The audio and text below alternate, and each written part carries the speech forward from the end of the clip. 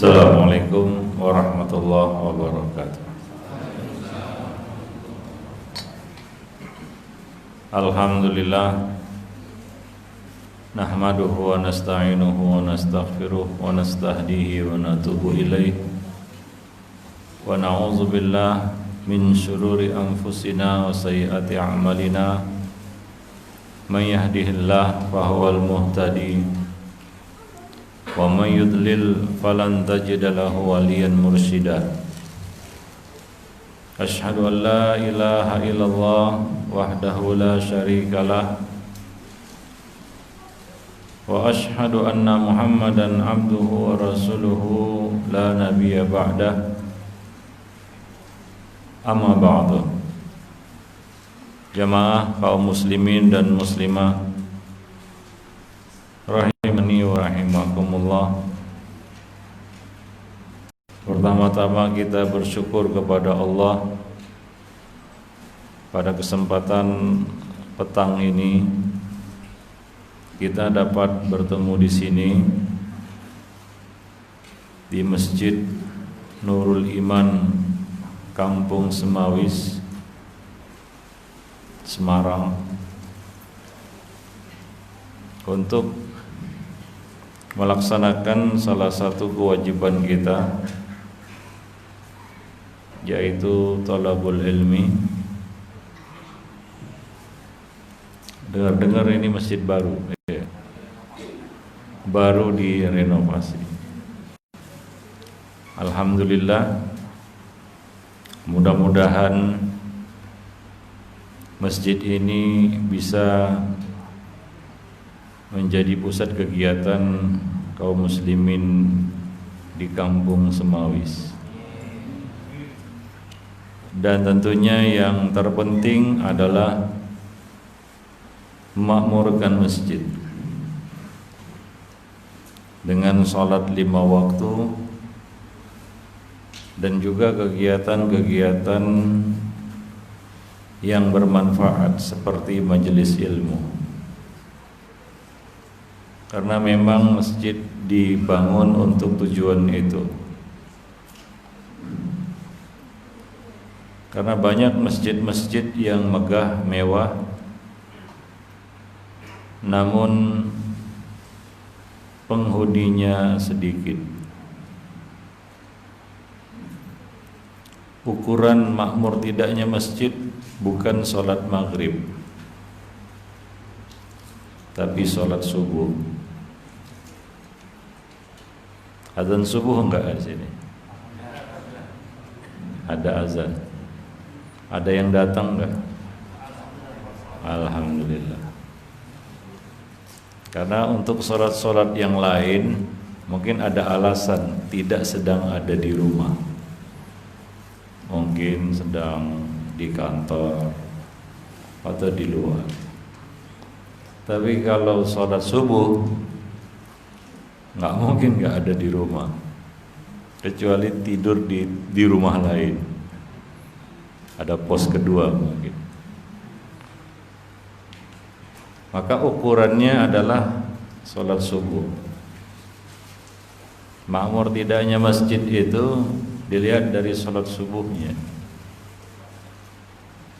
Saya memilih perumahan itu, saya lihat dulu sholat subuhnya. Kalau ramai makmur masjid itu berarti itu adalah komplek perumahan yang layak untuk dihuni. Tapi kalau enggak, ini tanda tanya. Ini penghuni komplek muslim atau non muslim? Para jemaah yang dimuliakan, mudah-mudahan Masjid Nurul Iman ini ramai pengunjung sholat subuhnya. Kemudian pada petang ini kita akan membahas satu tema. Ini tema juga sangat penting, yaitu kiat-kiat meraih keikhlasan. Ya, kiat meraih keikhlasan. Ikhlas adalah syarat diterimanya amal kita. Karena Allah tidak berkenan menerima amal yang Allah disekutukan di dalam amal itu. Dalam hadis qudsi Allah berkata, Ana aghna syuraka anis syirk. Man amila amalan asyraka fihi ma iya ghairi taraktuhu wa syirkahu. Aku adalah Tuhan yang tidak perlu sekutu. Allah tidak perlu sekutu, serikat dengan yang lain. Barang siapa yang melakukan sebuah amalan, dia sekutukan aku dengan yang lain dalam amal itu, aku tinggalkan dia dan amalan syiriknya. Artinya Allah akan meninggalkan hamba itu, berpaling dari hamba itu, dan Allah tidak akan memberikan balasan sedikit pun terhadap amal tersebut, yaitu amal itu tertolak. Bukan hanya tertolak, orang-orang yang jatuh dalam riya, yaitu lawan dari ikhlas, itu diancam dengan azab. Diancam dengan azab. Dalam hadis yang diriwayatkan oleh Imam Muslim dan yang lainnya tentang 3 orang yang pertama kali diadili pada hari kiamat. Ini hadis Ibnu Abbas. 3 orang yang pertama kali diadili pada hari kiamat. Yang pertama adalah seorang mujahid berjihad di jalan Allah sampai dia mati syahid. Ini amal luar biasa. Jihad sampai mati. Jihad sampai mati. Ini ibadah dalam Islam puncak amal dalam Islam jihad. Apalagi ini jihadnya sampai mati. Mati itu artinya meregang nyawa. Pernah meregang nyawa? Belum. Ibadah kita paling-paling sampai meregang perut aja Pak ya, puasa. Tapi kalau meregang nyawa enggak ya. Nah, orang ini melakukan satu ibadah sampai meregang nyawa, mati, sampai mati. Ini amalan yang luar biasa. Kemudian Allah Subhanahu wa taala memanggilnya pada hari kiamat. Lalu Allah bertanya kepadanya, apa yang sudah kamu lakukan? Maka dia jawab, aku telah berjihad di jalanmu sampai mati. Sampai mati syahid. Tapi jawaban Allah sungguh di luar dugaan. Ini hari yang sangat menakutkan. Yauma tublas sarair. Hari dinampakkan segala rahasia.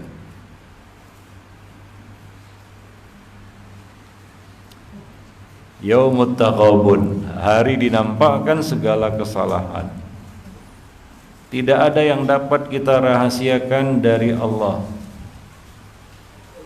Sampai-sampai rahasia yang tersembunyi di dalam hati kita Allah nampakkan, Allah tunjukkan. Ini adalah hari yang berat.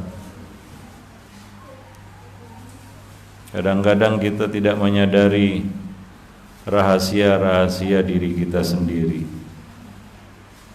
Mungkin orang lain tidak tahu rahasia kita, tapi Allah tahu.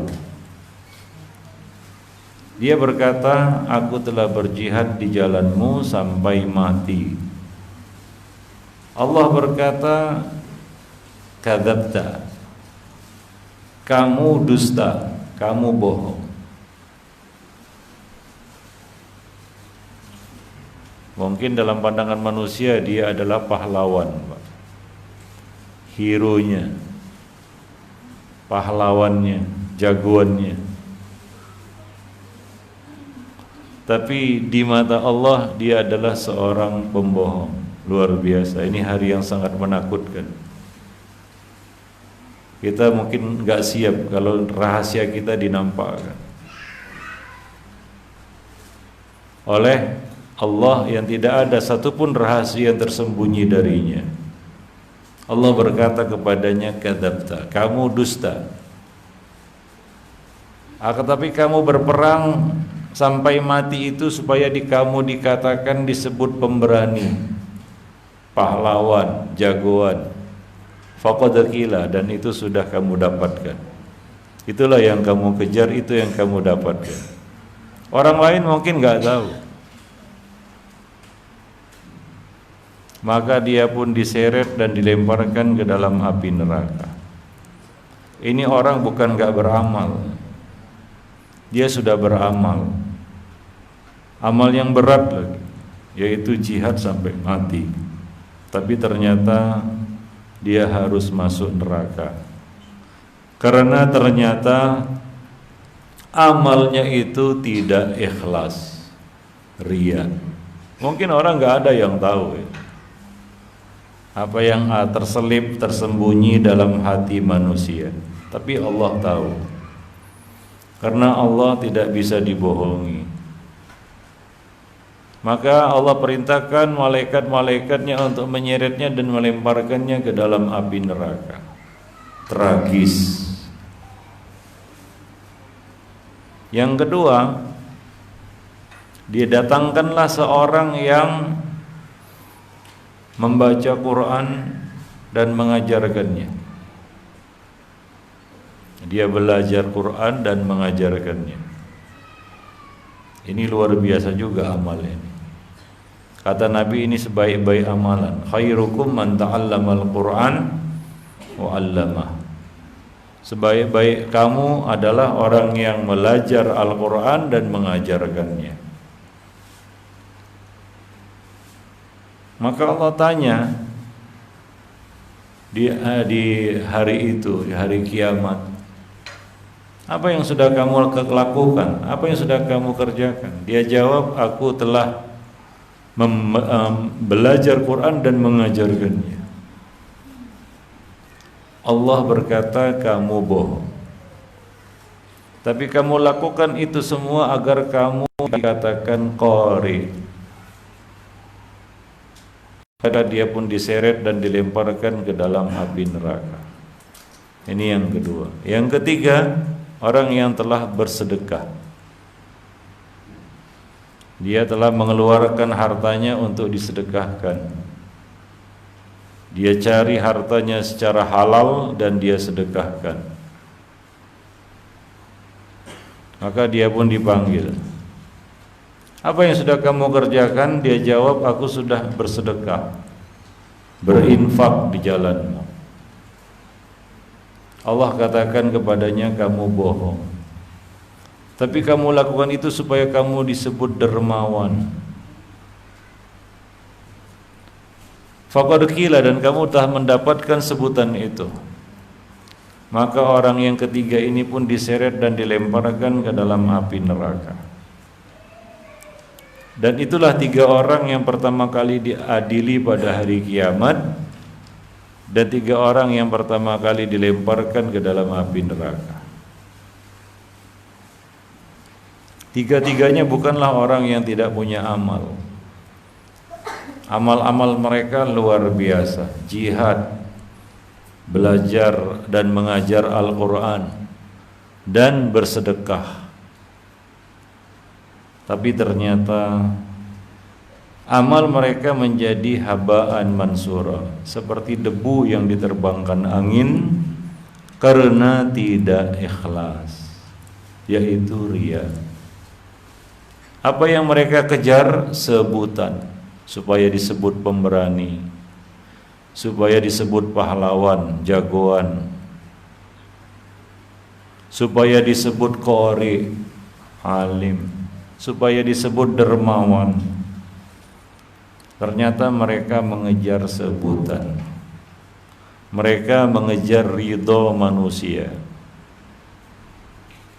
Maka Allah tidak berkenan memberikan balasan apapun dari amal-amal itu. Bahkan Allah membalas mereka dengan melemparkan mereka ke dalam api neraka. Jemaah yang dimuliakan Allah. Maka dari itu, perkara yang paling ditakutkan Nabi adalah, pernah satu ketika dalam hadis Abu Sa'id Al-Khudri, Nabi berkata kepada para sahabat, maukah aku beritahu kamu semua perkara yang lebih aku takutkan daripada Ad-Dajjal, daripada fitnah Dajjal. Kita tahu bahwa fitnah Dajjal ini adalah fitnah yang sangat besar, dan itu akan terjadi di akhir zaman ketika Dajjalnya keluar. Tapi Dajjal kan belum keluar. Ketika Dajjal ini keluar, itu fitnah yang luar biasa. Dia suruh orang masuk api. Kalau orang itu masuk ke dalam apinya Dajjal, dia masuk surga. Dia suruh orang untuk keluar menyelamatkan diri dari api itu. Siapa yang menolak untuk masuk ke dalam api itu, dia masuk dalam api neraka. Itu fitnah Dajjal. Ya. Hanya ada 2 kota yang tidak dimasuki Dajjal, yaitu Mekah dan Madinah. Artinya apa? Tidak ada daratan yang selamat dari fitnah Dajjal ini. Luar biasa. Ya, ini fitnah akhir zaman. Nabi mengabarkan kepada para sahabat, ada fitnah yang lebih besar lagi daripada fitnah Dajjal itu. Yang lebih aku takutkan terhadap umatku daripada fitnah Dajjal. Maka para sahabat mengatakan, bala ya Rasulullah, tentu saja ya Rasulullah.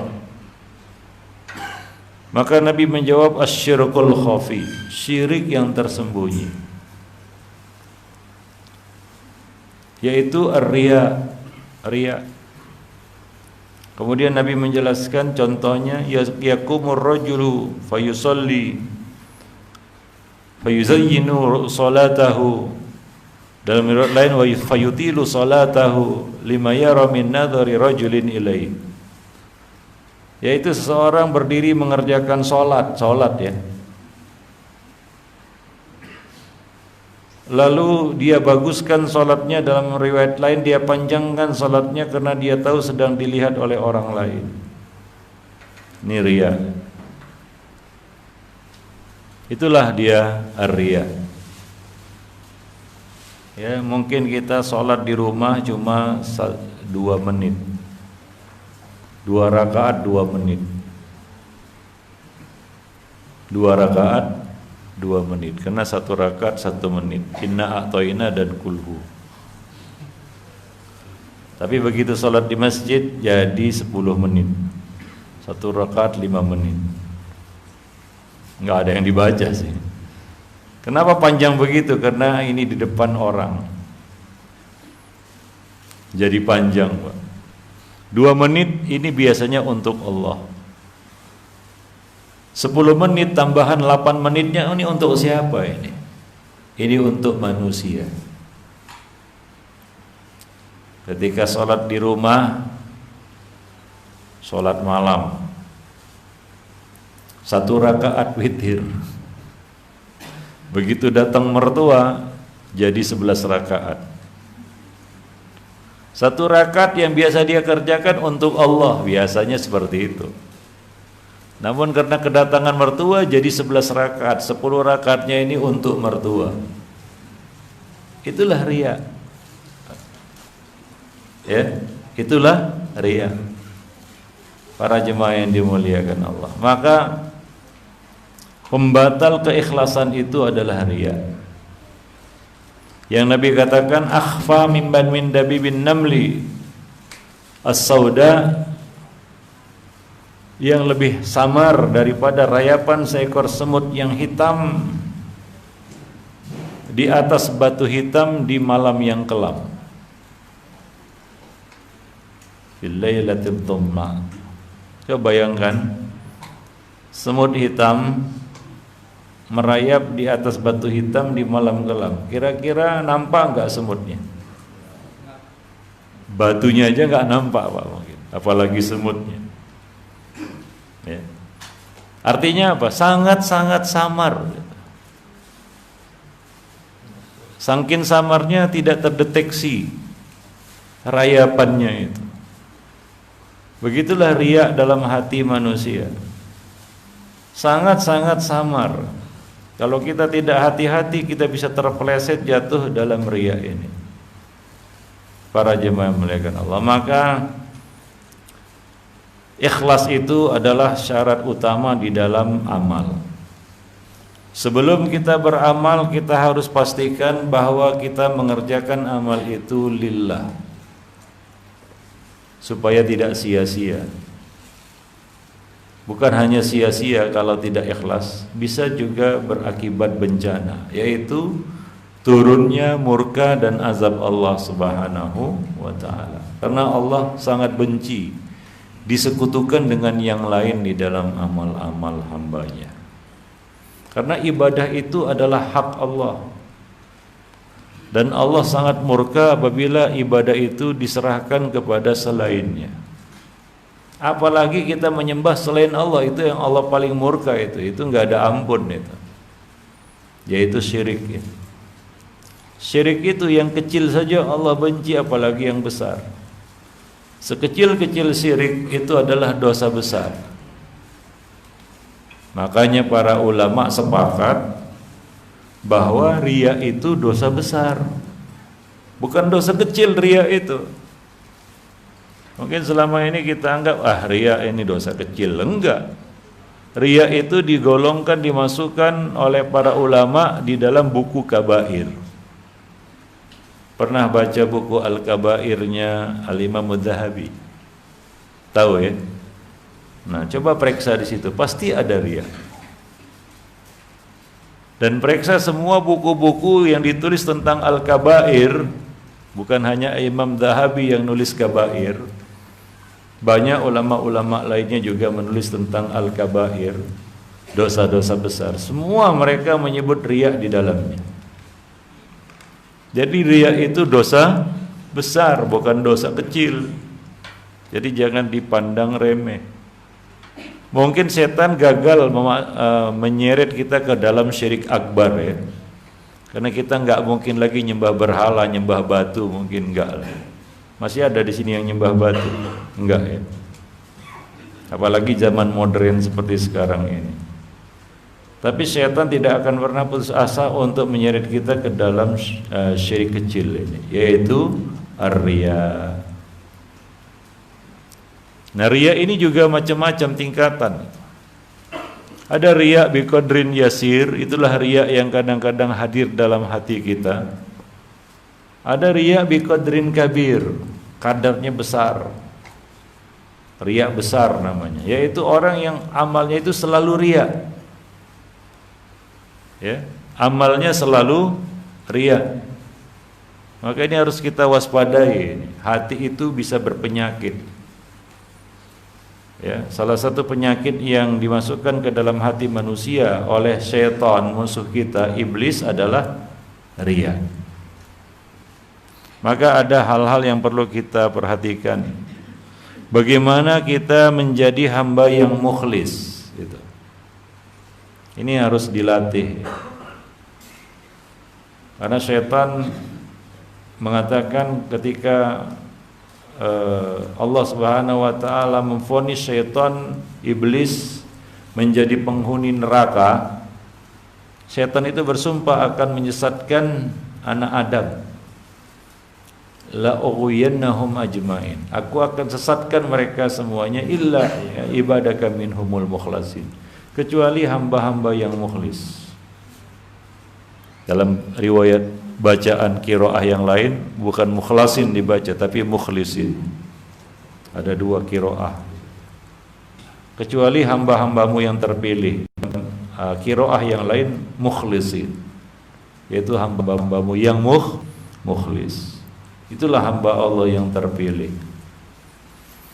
Jadi hamba yang mukhlis ini adalah hamba-hamba yang bisa selamat dari tipu daya syaitan. Ikhwani fiddin ma'asyiral muslimin.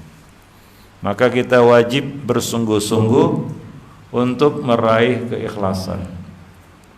Belajar ikhlas. Melatih diri untuk jadi orang mukhlis. Dan itu berat karena yang kita lawan adalah hawa nafsu kita, hati kita, bisikan setan ke dalam hati kita. Kita mungkin merasa ya ketika kita beramal ada saja bisikan untuk mencari selain Allah, betul nggak? Itu dari setan ya. Jangan kalah kita. Ya, kadang-kadang kita sedang sholat tiba-tiba ada bisikan-bisikan, sedang beramal soleh ada bisikan-bisikan, sedang berinfak ada bisikan-bisikan. Agar amal itu kita tujukan untuk selain Allah. Jangan sampai kita tidak beramal gara-gara takut riya, karena itu tujuan setan, yaitu kita berhenti dari amal. Ini macam makan buah si malakama.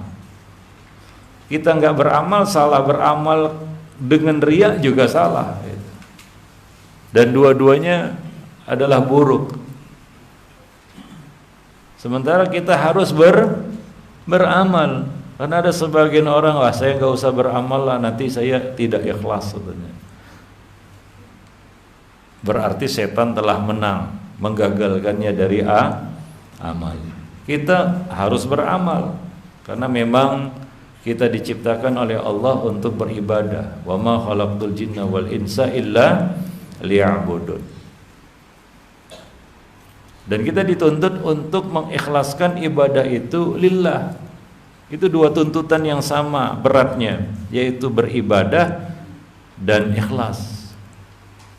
Karena ikhlas ini nggak akan bisa kita lakukan tanpa ibadah gitu. Gimana kita bisa ikhlas tanpa ibadah? Gimana Pak? Coba tunjukkan sama saya, kita bisa ikhlas tanpa ibadah. Coba ada nggak? Wah saya ini ikhlas ini, tapi nggak ibadah. Ya, kita bisa ikhlas, kita bisa jadi hamba yang mukhlis dengan ibadah. Maka puncak dari ikhlas namanya ihsan. Puncak ikhlas adalah ihsan. Apa itu ihsan?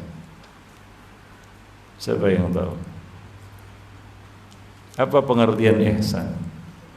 An ta'budallah ka'annaka tarah fa in lam takun tarahu fa innahu yarak. Engkau beribadah kepada Allah seolah-olah engkau melihatnya, dan jika engkau tidak mampu melihatnya maka sungguhnya dia melihatmu. Ada dua poin di sini. Yang pertama an ta'budallah, engkau beribadah kepada Allah.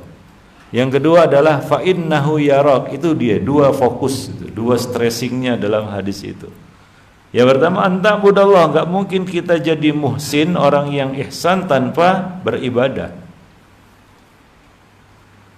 Maka kalau ada yang jadi wali katanya tanpa ibadah, ibadah jauh dari sunnah, ya bahkan melakukan yang sebaliknya, yaitu melakukan yang haram-haram, tiba-tiba jadi wali, itu bukan wali Allah, itu wali syaitan.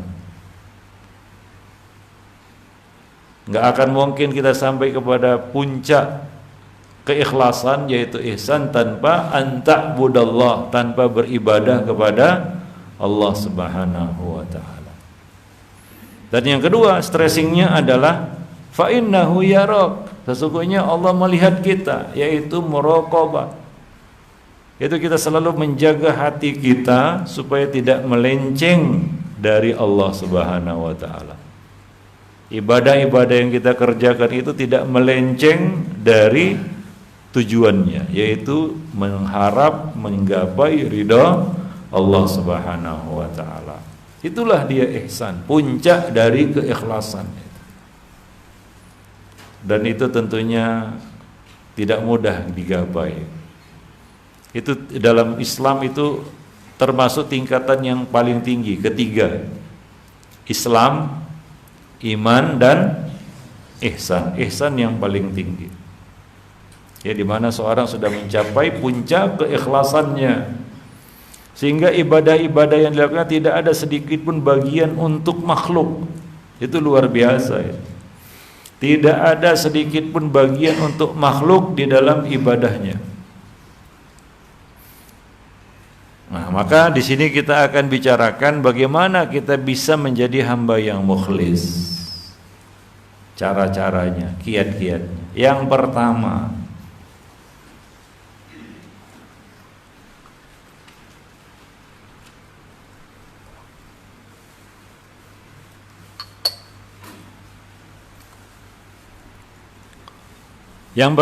adalah selalu melihat kekurangan diri sendiri.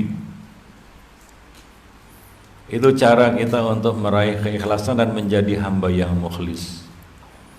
Karena ciri hamba yang mukhlis itu adalah dia cenderung menyibukkan hatinya untuk mengoreksi kekurangan diri, bukan kekurangan orang lain.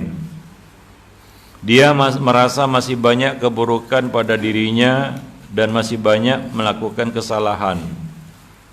Oleh karena itu dia jauh dari sikap ujub, yaitu bangga terhadap diri sendiri. Nah, ini adalah cara untuk meraih ikhlas, yaitu cobalah lihat kekurangan diri kita. Karena kalau kita merasa sempurna, kita lihat orang lain itu ya akan muncul di situ penyakit ujub, ya, GR, gede rasa, sehingga kita jatuh dalam sikap lengah.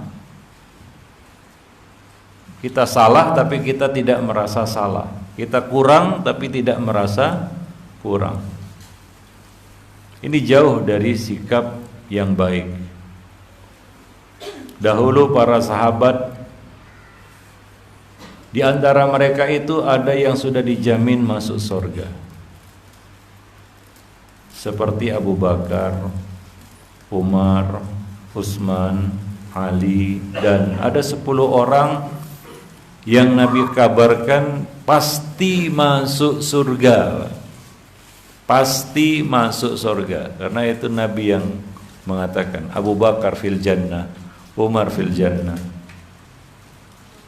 Ya, pasti itu. Tapi coba lihat, setelah mereka dikabarkan masuk surga, apakah ibadah mereka kendor? Enggak. Bahkan Umar sampai pernah bertanya kepada Hudzaifah ibnul Yaman. Karena Hudzaifah ibnul Yaman ini adalah sahibus sirri Rasulillah, pemegang rahasia Nabi. Yang dirahasiakan Nabi kepada Hudzaifah nama orang-orang munafik. Itu saking takutnya Umar, ia bertanya kepada Hudzaifah, "Wahai Hudzaifah, apakah aku termasuk orang yang disebutkan oleh Nabi? Apakah namaku disebut Nabi?" Karena beliau khawatir nama beliau disebut oleh Nabi termasuk deretan orang-orang munafikin itu. Kayaknya nggak mungkin ya, karena Umar termasuk sahabat yang dijamin masuk surga. Tapi karena didorong karena rasa takutnya, dia selalu melihat kekurangan diri sendiri. Walaupun sudah dijamin masuk surga, tapi mereka tidak jumawa, mentang-mentang gitu ya. Wah, ini sudah jamin masuk surga ini, lalu berbuat seenaknya. Enggak, ternyata. Kita tahu bahwasanya Umar ini adalah sahabat yang luar biasa di dalam memegang sunnah. Ya, demikian juga Abu Bakar As-Siddiq. Enggak kendor amalnya. Bahkan Abu Bakar As-Siddiq apabila membaca Al-Quran selalu menangis. Itu Abu Bakar As-Siddiq. Mereka ini adalah orang-orang yang sudah dijamin masuk surga tapi enggak kendor amalnya. Rahasianya adalah karena mereka selalu melihat kekurangan diri mereka sendiri. Dan tidak merasa diri mereka sempurna, walaupun mereka sudah dijamin masuk surga. Nah, kita ini sebaliknya, nggak ada jaminan apapun, tapi kelihatannya kita merasa yakin dan pede masuk surga. Ya, kita justru sebaliknya mungkin. Ya. Kita nggak ada yang jamin, tapi kita kepedean itu, kayak pasti saja masuk surganya. Mungkin ya, mungkin. Kalau hari ini, sore ini, nama kita disebut turun wahyu dari langit, menyebut nama kita termasuk penghuni surga. Mungkin besok pagi kita nggak sholat subuh. Kenapa? Ya sudah pasti masuk surga. Ya, iya mungkin. Besok mungkin tak apa-apa yang kita buat, karena kita merasa, udah bukan merasa lagi, sudah pasti masuk surga. Itulah iman sahabat ya, dapat kita rasakan betapa hebatnya iman sahabat itu. Kita nggak mampu mungkin itu. Kalau hari inilah turun pengumuman dari langit, nama kita termasuk penghuni surga. Waduh, beberapa jam kemudian, bahkan beberapa menit kemudian, bahkan keluar dari pintu masjid ini entah apa-apa yang kita buat. Nggak kenal lagi halal haram Pak mungkin Pak. Nggak kenal lagi ibadah mungkin. Bayangkan aja lah, nama kita termasuk deretan penghuni surga, sudah pasti masuk surga. Apa yang terjadi? Ya enggak, belum masuk surganya saja sudah, ya begitu kita.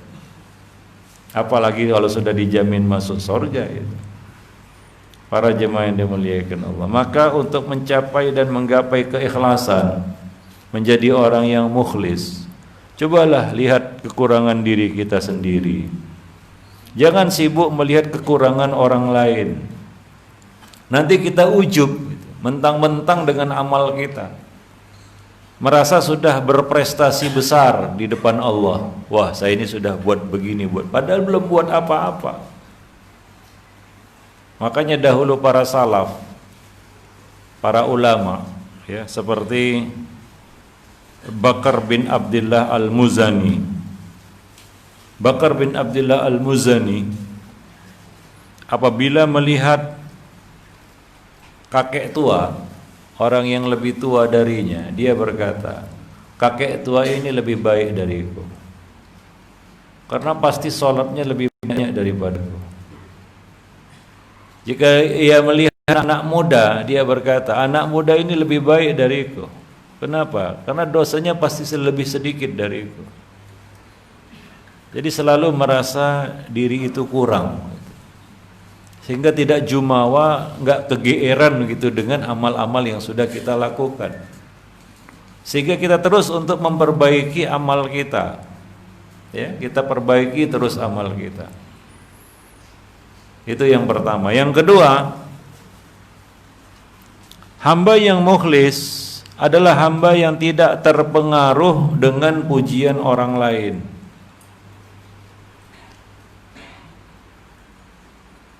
Zuhud sama harta mungkin mudah Pak ya. Kadang-kadang kan kita nggak selera lihat harta ya. Zuhud sama wanita mungkin lah, karena sudah punya istri di rumah kan begitu ya, zuhud lah. Tapi zuhud terhadap pujiannya ini berat ini. Belum tentu orang bisa zuhud terhadap pujian.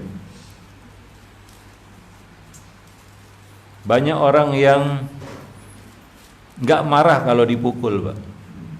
Dipukul nggak marah. Tapi kalau dia dikasih cacian, hinaan, dia nggak tahan. Ya. Banyak orang yang bisa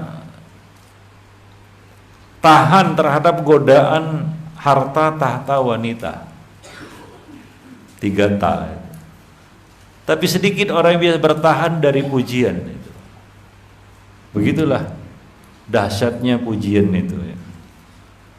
Maka dari itu banyak orang yang bangkit karena hinaan. Ketika dihina dia bangkit. Tapi berapa banyak orang-orang yang jatuh justru karena setelah dapat pujian. Maka hati-hati dengan pujian itu. Dalam Islam pujian itu adalah penyembelihan, adzibah.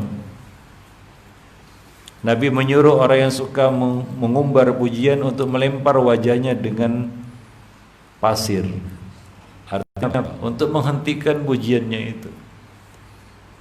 Dan salah satu ya penyebab datangnya penyakit riya itu adalah karena suka dipuji. Ini penyakit ini.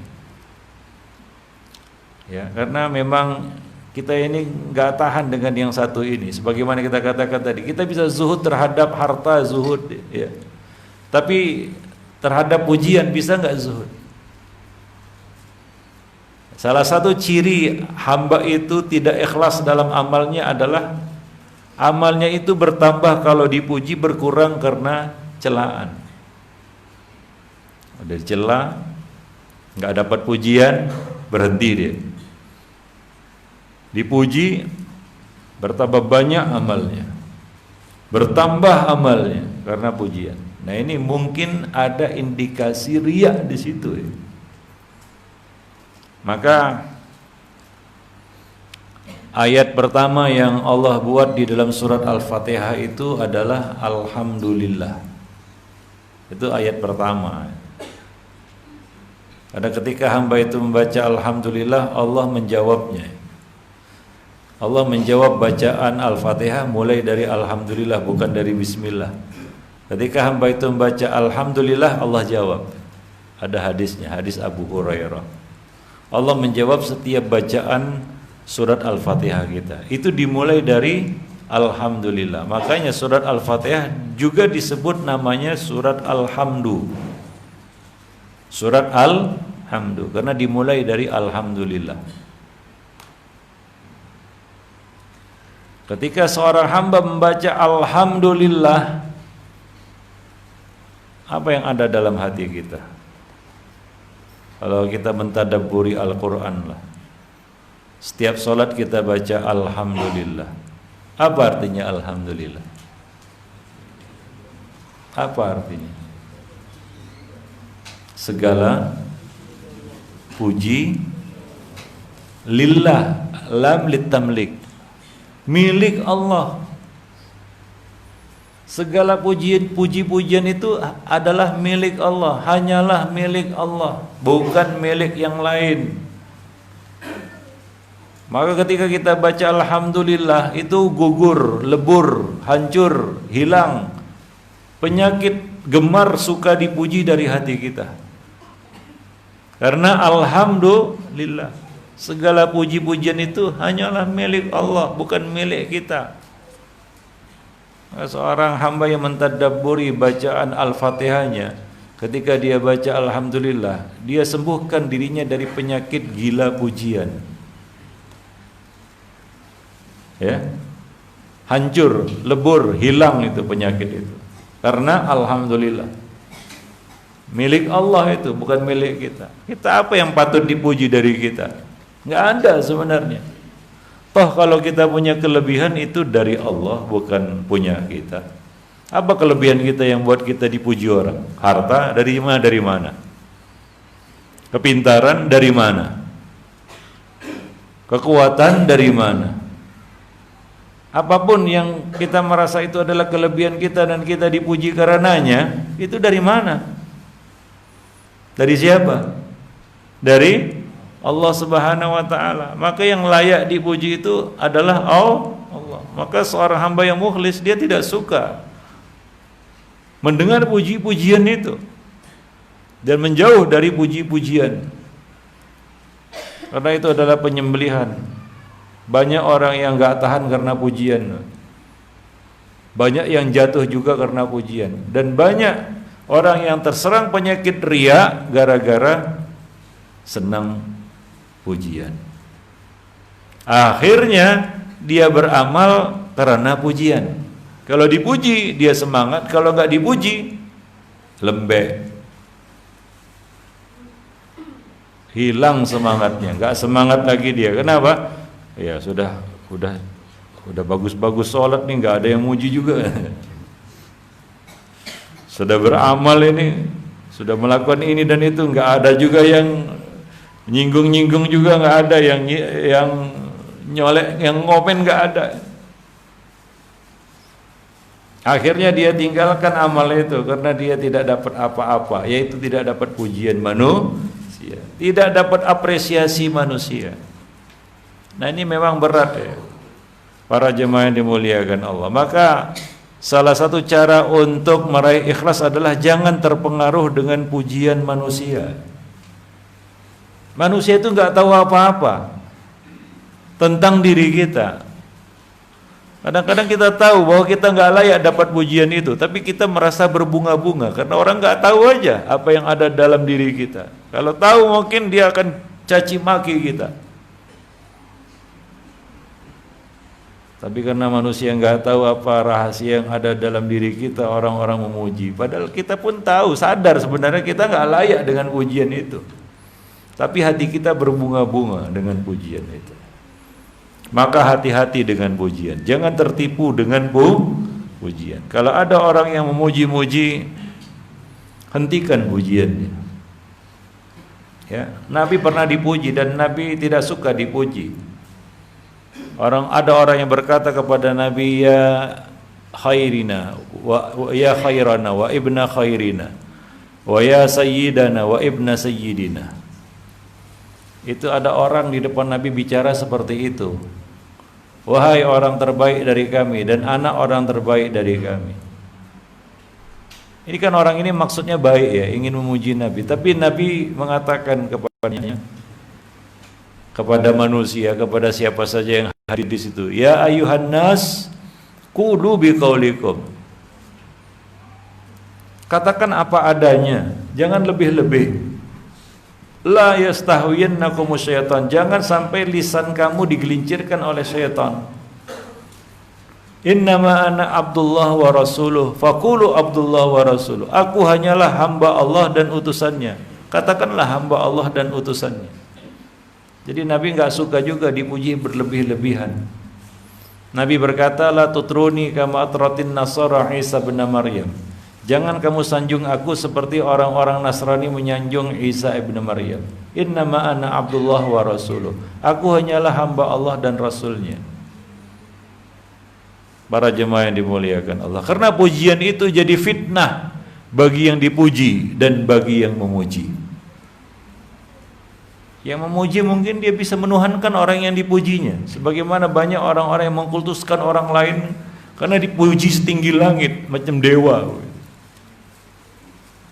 Dia bisa jatuh dalam syirik juga yang memuji itu, dan yang dipuji jadi fitnah juga bagi hatinya. Para jemaah yang dimuliakan Allah, maka hindari pujian yang berlebih-lebihan. Ya, hindari pujian yang berlebih-lebihan. Para jemaah yang dimuliakan Allah. Ya, di samping itu pujian ini juga bisa menjadi sebab datangnya penyakit riya tadi. Ya. Kadang-kadang telinga kita itu ya, kalau kita dapat pujian, itu seolah-olah melodi yang indah masuk dalam telinga kita. Tapi kalau kita dinasihati, dikritik, itu seperti mercon yang meledak di telinga kita. Betul ya? Misalnya kita ditegurlah cara sholat kita salah, ya mungkin memang salah kan gitu. Fulan itu cara sholatnya salah. Gimana kira-kira telinga kita dengarnya? Gak enak ya. Ada orang yang gak tahan karena kritikan ataupun nasihat ini, akhirnya dia berhenti dari amal. Kalau begitu besok saya gak mau sholat katanya. Baru dikritik sedikit saja tentang sholatnya. Tapi kalau dipuji dia, wah kamu Masya Allah sholat kamu, wah itu macam melodi yang indah mengalun di telinga kita ya. Berbunga-bunga kita dengar.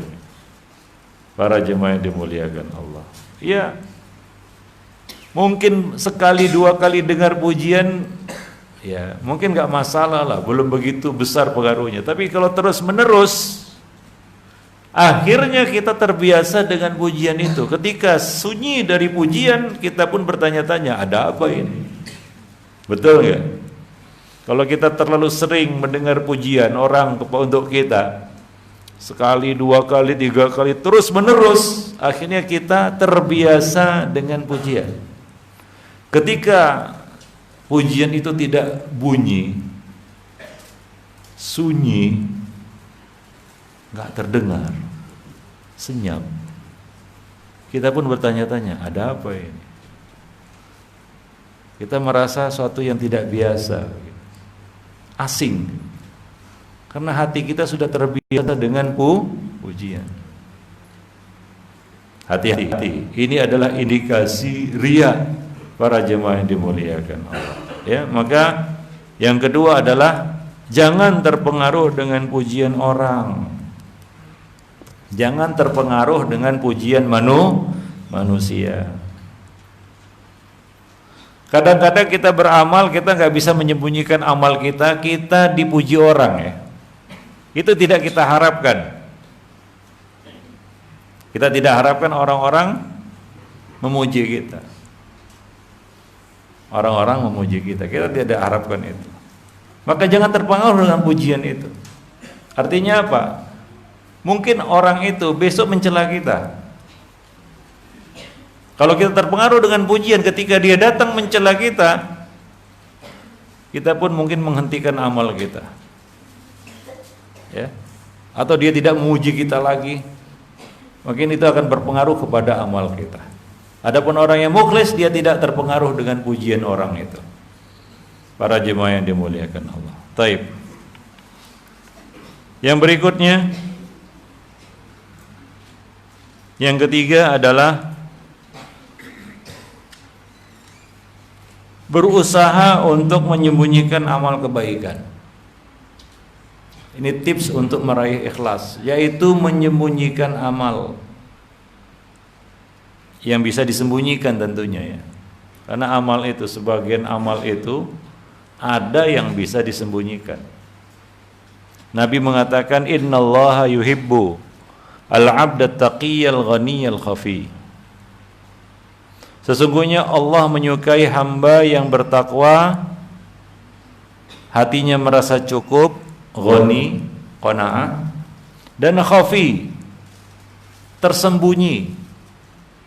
Dia tidak mencari popularitas, ketenaran, dan sebutan di tengah-tengah manusia. Dia lakukan itu sembunyi. Menjadi hamba yang tersembunyi. Para jemaah yang dimuliakan Allah. Artinya apa? Amal itu kalau bisa disembunyikan maka itu yang terbaik. Allah berfirman, in tubdus sadaqati fa ni'mahi. Jika kamu nampak sedekah kamu itu maka bagus. Ya, kita menunjukkan amal bukan berarti riya ya. Tapi wa in tukhfuha wa tu'tuha al-fuqara fa huwa khairun lakum. Jika kamu sembunyikan sedekah itu dan kamu berikan kepada fakir miskin, maka itu lebih baik lagi. Karena itu lebih menjaga keikhlasan kita kalau kita sembunyikan amal itu. Makanya beda ya. Banyak orang bersedekah, tapi dari sekian banyak orang yang bersedekah itu, ada satu jenis orang yang bersedekah yang Allah lebihkan balasannya.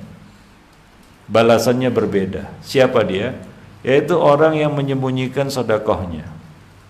Termasuk salah seorang yang dinaungi Allah pada hari kiamat, yaitu rajulun tasaddaqa bisadaqah fa akhfaha. Seorang laki-laki yang mengeluarkan sedekah lalu dia sembunyikan. Sedekahnya itu dia sembunyikan, artinya dia rahasiakan.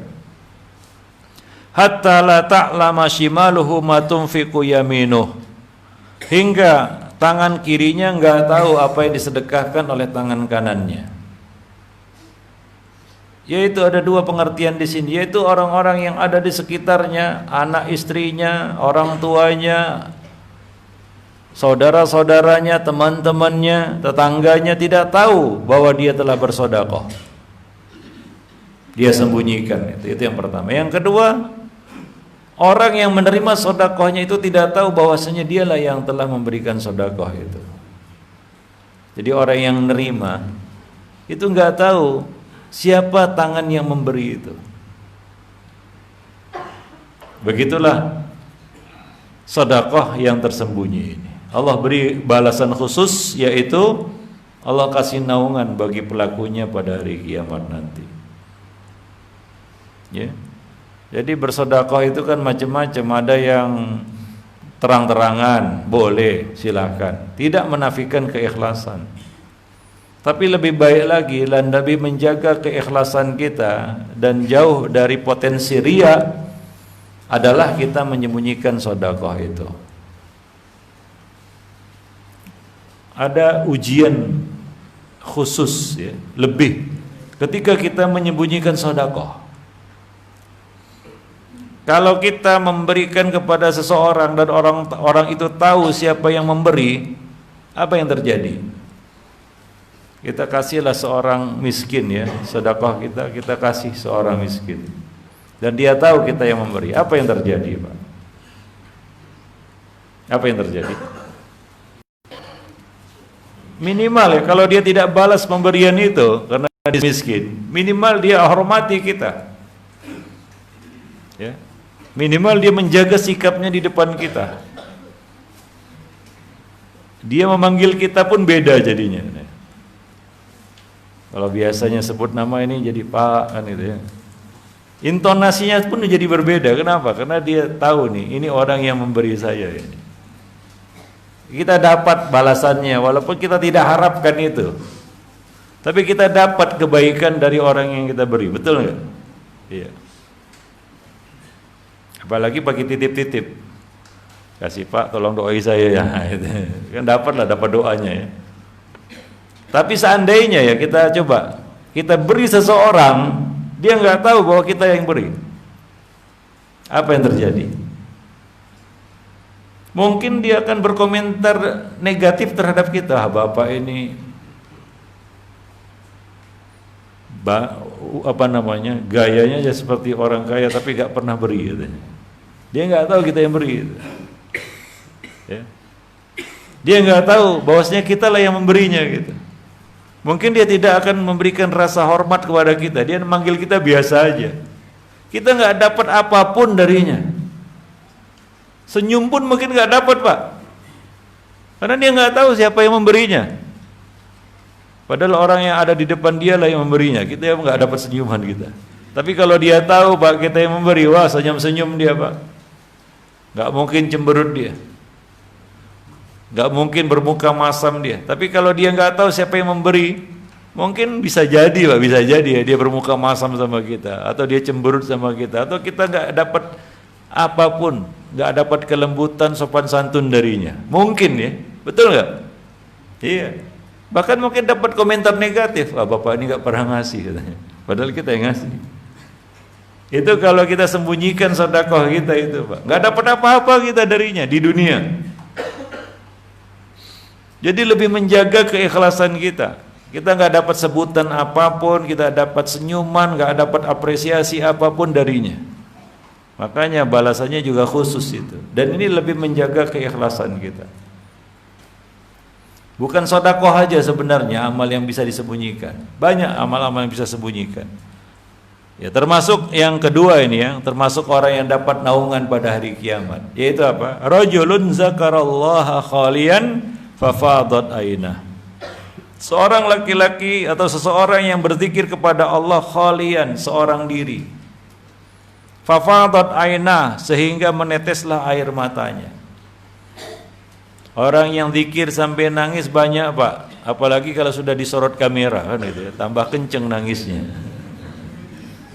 Lagi disorot kamera, masuk TV, Pak. Ya kan, oh di tengah-tengah orang, Pak. Ya kita nggak katakan wah dia nggak ikhlas, nggak, belum tentu juga. Mungkin jadi ikhlas juga. Anggaplah ikhlas. Tapi itu sangat berbeda jika seorang itu berzikir seorang diri hingga meneteslah air matanya. Nggak ada yang tahu, Pak, bahwasanya dia berzikir sampai nangis. Ini termasuk amalan yang Allah naungi pelakunya pada hari kiamat nanti, yaitu orang-orang yang menyembunyikan amal-amal mereka. Ya, orang-orang yang menyembunyikan amal-amal mereka. Ya, hingga satu ketika ada seorang salaf, yaitu Al-Hasan bin Al-Husain bin Ali bin Al-Husain bin Ali ya, bin Al-Hasan bin Ali bin Abi Thalib Zainul Abidin. Ini cicitnya Ali Nabi ya. bukan cucu Nabi, cicitnya lagi. Dia ini adalah seorang yang dermawan sebenarnya, tapi nggak ada yang tahu, tinggal di Madinah. Dia selalu membagi-bagikan gandum kepada fakir miskin di malam hari. Dia yang memikul sendiri gandumnya itu, dia bagi-bagikan kepada penduduk Madinah yang miskin. Malam hari, orang-orang miskin ini tiba-tiba pagi hari sudah dapatkan sekarung gandum di depan pintu rumah mereka, tanpa mereka tahu siapa yang memberi ini. Ya, begitulah hingga satu ketika, ya, Al Husain bin Ali bin Husain Ali bin Abi Thalib ini wafat. Ia wafat. Seiring dengan wafatnya dia, nggak ada lagi gandum yang muncul di depan rumah orang-orang miskin. Ketika mereka memandikan jenazahnya, mereka dapati pundaknya itu kapalan. Kapalan tahu ya? Ya, kapalan itu kulit yang mengeras gitu ya. Barulah mereka sadar, wah, rupanya beliaulah yang selama ini memikul karung gandum itu dan membagi-bagikannya kepada fakir miskin di malam hari. Yaitu orang baru tahu amalnya setelah beliau wafat. Setelah beliau wafat, barulah orang mengetahui amalnya. Begitulah ya, para salaf kita dahulu menyembunyikan amal-amal ibadah mereka, amal-amal soleh mereka. Jadi amal soleh yang bisa kita sembunyikan, maka yang terbaik adalah kita menyembunyikannya. Oleh karena itu, para salaf dahulu sangat sungguh-sungguh di dalam menjaga keikhlasan dan menyembunyikan amal kebaikan, seperti yang diriwayatkan dalam banyak athar. Sufyan ibnu Uyainah pernah berkata, Abu Hazm mengatakan, sembunyikanlah kebaikanmu lebih dibandingkan kamu menyembunyikan keburukanmu. Kita ini kan semangatnya menyembunyikan keburukan, ya, tapi menyembunyikan kebaikan gimana? Semangat enggak? Kurang ya. Lebih semangat menyembunyikan keburukan kita daripada menyembunyikan kebaikan kita. Apa kata Sufyan ibnu Uyainah? Ya, sembunyikanlah kebaikanmu lebih daripada kamu menyembunyikan keburukan kamu. Fudail bin Iyad mengatakan, amal dan perkataan terbaik adalah yang tidak diketahui oleh manusia, yaitu amal-amal yang tersembunyi. Para jemaah yang dimuliakan Allah, itu yang ketiga.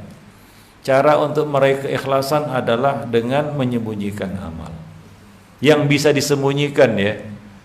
Maka dari itu, ya, Nabi itu mengerjakan sholat sunnah di mana? Di rumah, bukan di masjid. Ya, Nabi melakukan sholat sunnah rawatib itu di rumah, seperti yang diriwayatkan dari Ibnu Umar, Aisyah dan lain-lain. Nabi itu mengerjakan sholat sunat rawatib di rumah, baru kemudian beliau datang ke masjid dan mengerjakan sholat fardu di masjid. Kenapa? Karena untuk melatih kita menyembunyikan amal, ya. Yang bisa kita sembunyikan dari pandangan manusia, sembunyikan, itu lebih baik. Ada yang nggak bisa disembunyikan, seperti sholat fardu berjamaah, nggak bisa sembunyi-sembunyi kan? Ya nampaklah, namanya juga kita mengerjakannya berjamaah, para jemaah yang dimuliakan Allah. Taib. Nah demikian, itu yang ketiga. Yang keempat, ciri hamba yang mukhlis dan cara untuk meraih ikhlas adalah hindari popularitas. Sebagaimana dikatakan oleh para ulama, hubbuz zuhur taqsimuz zuhur. Gila popularitas itu menghancurkan tulang punggung seseorang, yaitu akan merontokkan seseorang, merobohkan seseorang. Ya, maka hati-hati dengan popularitas. Sebagian orang senang beramal itu karena mengejar popularitas. Hati-hati, itu adalah penyakit tersembunyi itu. Gila popularitas. Para jemaah yang dimuliakan Allah. Apalagi amal-amal yang kelihatannya besar itu, ya, yang jadi rebutan. Ya, makanya kadang-kadang aneh juga di masjid itu kedudukan imam jadi rebutan. Kadang-kadang tersinggung, kenapa? Nggak disorong maju jadi imam. Padahal kalau kita mau rebut-rebutan, undi-undian, maka yang perlu kita berundi karenanya itu adalah sebagai apa? Muazin itu. Ya, bukan jadi imam. Tapi sekarang ini kan yang rebut-rebutan jadi imam itu sampai ada yang saling tersinggung satu sama lainnya karena ingin jadi imam.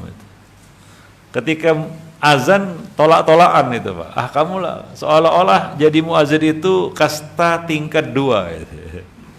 Yang tingkat 1-nya jadi imam gitu. Itu kasta tertingginya. Kalau jadi muazin kasta rendah gitu. Padahal kata Nabi, kalau seorang itu ya harus mengundi karenanya, maka yang patut diundi karenanya itu adalah muazin, jadi muazin. Turun ayat berkenaan dengan itu, yaitu apa? Waman ahsanu qawlan mimman da'a ilallah. Itu ayat turun berkenaan dengan para muazin. Karena mereka akan diberi leher yang panjang pada hari kiamat nanti. Ya, yaitu kesempurnaan yang Allah berikan kepada para muazin pada hari kiamat. Tapi kan yang diperebutkan manusia kan jadi imam ya. Ya mungkin karena populernya kan jadi imam gitu. Jadi apa kamu di masjid? Jadi imam. Wah, itu hebat. Tapi kalau jadi apa? Jadi muazin. Nah, paling-paling marbot kan gitu ya. Para jemaah yang dimuliakan Allah, maka hindarilah amal-amal yang kita lakukan itu untuk mengejar popularitas. Ya. Karena popularitas ini menjadi semacam satu penyakit ya. Sehingga jadi tujuan dia. Kalau nggak dapat sebutan nama popularitas, kita tidak semangat untuk ikut dalam amal itu. Sehingga banyak orang-orang yang beramal itu lihat gaungnya. Kalau gaungnya besar, semangat dia. Kalau gaungnya kecil, nggak semangat. Ada orang yang menuntut ilmu itu khusus daurah besar baru mau ikut. Kalau kajian-kajian kecil nggak selera dia. Ada itu penyakit itu. Bukan nggak ada orang seperti itu, ada banyak. Wah ini gaungnya besar ini, semangat dia. Daurah-daurah besar, ada orang yang ngajinya itu khusus daurah besar. Spesialis. Spesialisasinya daurah besar. Karena katanya kalau kajian-kajian rutin yang kecil-kecil di masjid kecil itu nggak levelnya. Levelnya itu ikut kajian ustadz-ustadz besar yang ramai, yang ribuan. Nah, ini penyakit ini. Akhirnya apa? Dia nggak ngaji kecuali ikut daurah besar. Kadang-kadang ikut daurah besar itu juga bukan dengar kajiannya sih. Lebih kepada euforia ramenya gitu. Ketemu si fulan bisa jualan kan gitu. Tapi kalau kajian rutin kan ya paling apalagi kajian kitab kan begitu ya. Akan nampak di situ siapa orang yang sungguh-sungguh nuntut ilmu dan siapa yang sebenarnya pura-pura. Ya, maka jangan jadi orang yang spesialis daurah gitu. Nuntut ilmunya spesialis daurah. Kalau nggak daurah nggak datang, nggak muncul batang hidungnya. Daurah pun harus daurah yang besar di masjid raya itu Simpang 5 baru datang itu. Ustadznya diundang dari Jakarta itu. Itu baru semangat itu. Kalau enggak semangat dia. Ini sekarang mau apa? Mau nuntut ilmu atau mengejar sebutan? Nah, jadi kalaulah amal kita itu kita kaitkan dengan popularitas, ya, kita akan mengecilkan amal-amal yang sepele. Kecil ini. Maka apa kata Abdullah bin Mubarak? Rubba amalin shaghir tu'azzimuhun niyah. Berapa banyak amal-amal yang kecil menjadi besar karena niatnya. Wa rubba amalin kabir tusaghiruhun niyah. Dan berapa banyak amal-amal yang besar menjadi kecil karena niatnya. Ikhwani fiddin ma'asyiral muslimin rahimani wa rahimakumullah. Maka Nabi mengatakan dalam satu hadis, ya, la tahqiranna minal ma'rufi syai'an walau an talqa akhaka biwajhin talq. Janganlah kamu sepelekan satupun dari amal-amal kebaikan, walaupun itu sekedar senyuman yang kamu berikan kepada saudaramu. Jadi jangan sepelekan amal-amal kecil. Sehingga kadang-kadang kita kurang semangat kalau amal itu terlihat kecil oleh kita. Baru semangat kalau amal itu sepertinya gaungnya besar. Ini penyakit orang yang gila popularitas. Ikhwani fiddin ma'asyiral muslimin. Ya. Wah, sedikit ini yang hadir nggak semangat. Banyak yang hadir semangat ya. Sekarang apa bedanya kalau antara sedikit dan banyak? Sama aja, kita menuntut ilmu, ya, mendengarkan ilmu, sama aja. Ya, para jemaah yang dimuliakan Allah. Taib. Nah, jadi itu yang keempat, yaitu tidak mengejar popularitas. Kemudian yang kelima dalam pada momen ini yang terakhir ya, hati-hati dengan pemberian manusia. Hati-hati dengan pemberian manusia. Tidak semuanya ya, tidak selamanya, tidak seluruhnya pemberian itu berarti kita tidak ikhlas. Tapi hati-hati dengan pemberian. Karena kadang-kadang kalau nggak diberi kita jadi nggak semangat. Kalau kita dapat sesuatu kita jadi semangat. Nah ini bisa terindikasi riya. Kita melakukan itu karena ada ada udang di balik batu istilah. Ada pamrih yang membuat niat kita beramal jadi tidak ikhlas. Kalau kita dapatkan sesuatu kita lanjut, kalau tidak nggak lanjut. Banyak orang yang hijrah. Hijrah itu adalah amal yang luar biasa. Dulu berantakan, nggak kenal agama, sekarang dia hijrah. Ya, dulu berkubang dalam bid'ah misalnya, sekarang sudah sunnah. Hijrah. Dulu nggak kenal agama, sekarang kenal agama. Hijrah. Dulu nggak ngaji, sekarang ngaji. Hijrah. Betul ya? Iya.